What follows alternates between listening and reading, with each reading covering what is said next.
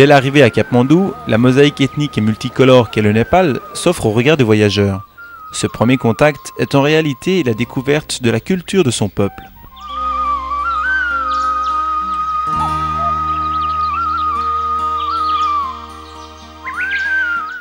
Petit royaume coincé entre l'immense Chine et la multiple Inde, le Népal demande pour le visiter d'avoir, tant au sens propre qu'au sens figuré, du cœur et de l'esprit. Les plus hauts sommets du monde sont là, dominant de leurs pics enneigés à l'oxygène rare, la paisible vallée de Katmandou.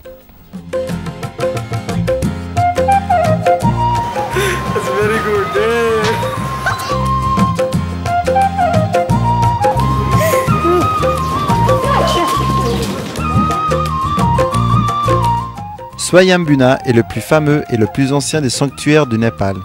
D'après la légende, la fondation remonterait à l'an 3500 avant Jésus-Christ et le sanctuaire lui-même existerait depuis la création du monde. Au-dessus du dôme s'élève une peinture sur les 4 côtés de la tour du stupa.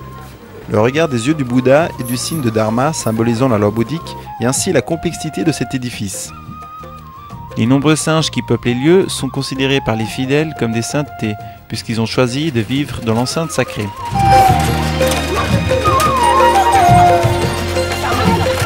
Une galerie ornée de 211 moulins à prière tibétains fait le tour de la coupole. Les fidèles les font pivoter pendant le rite religieux autour de la stupa. Sur chaque moulin prière, on peut lire le mantra sacré Om Mani Padme Hum, ce qui signifie Ô toi, joyau de la fleur de lotus.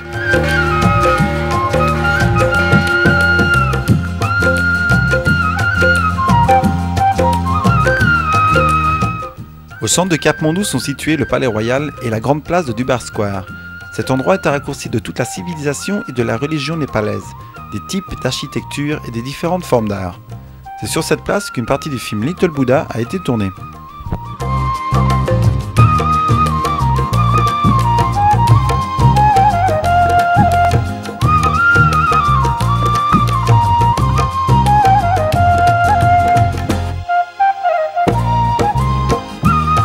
Les Népalais vivent en permanence sous le double regard de la montagne et des yeux éternels peints à l'entrée des monastères.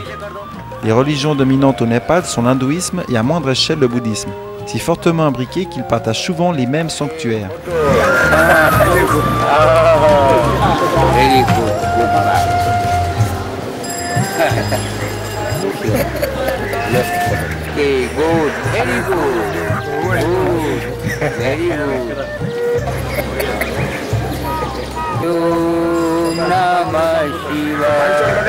Okay, aber gute Bakshish. Baba, gute Bakshish.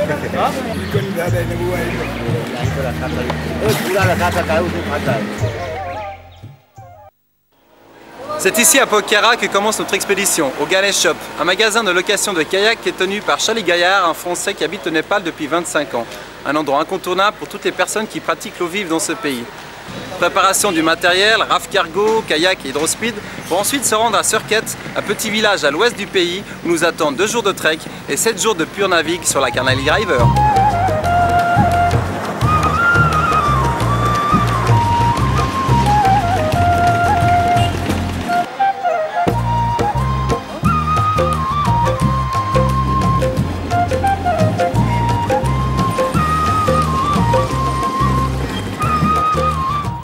La petite ville de Pokhara est située à 900 mètres d'altitude et à 200 km de Katmandou.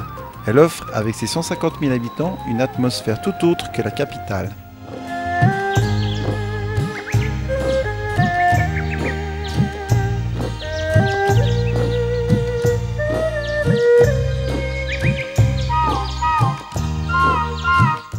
Les rives du lac Pewa sont vraiment l'endroit idéal pour se reposer et reprendre haleine après la vie trépidante de Katmandou. Par beau temps, les sommets de l'Annapurna se reflètent dans les eaux claires du lac.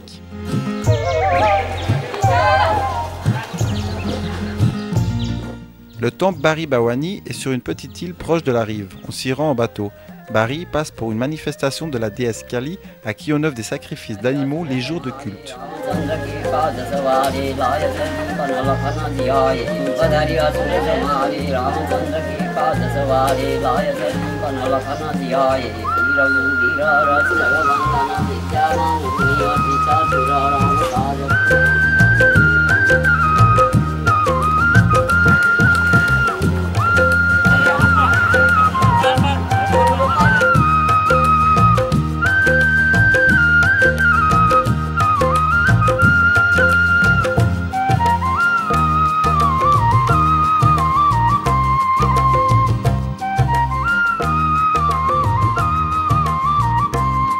Alors en fait, ce qu'on fera pour le trek, dès qu'on arrivera à Surquette, on va séparer immédiatement les affaires qui partent sur le bus et les affaires qu'on garde avec nous. Donc les affaires qu'on garde avec nous, c'est nos affaires perso, donc nos sacs étanches, sauf les affaires de Navic. Les préparatifs de l'expédition, qui est chapeautée par le trip leader Franck Donzel, touchent à leur fin pour les 12 membres de l'expédition. Il reste encore à charger le bus et à contrôler une dernière fois le matériel et les vivres.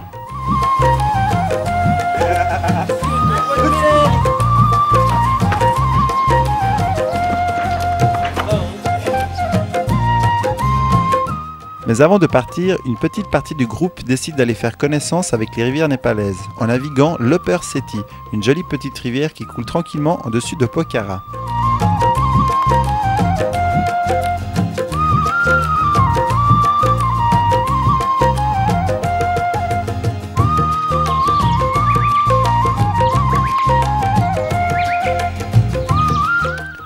Le regard ébahi des Népalais et l'émerveillement des enfants devant nos drôles d'embarcation, qu'ils appellent Little Dunga, petit bateau, nous est très prometteur et en dit long sur ce qui nous attend pour la suite de nos aventures.